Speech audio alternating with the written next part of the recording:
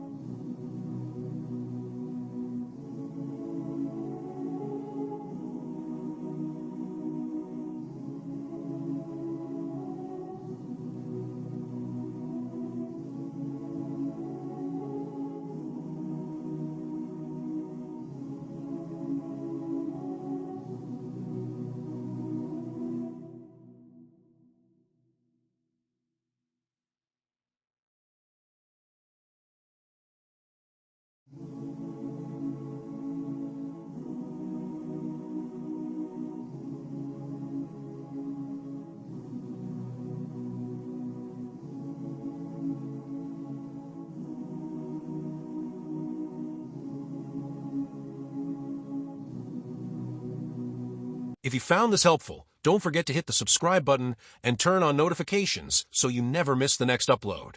Thank you for watching and have a great day ahead. See you in the next video.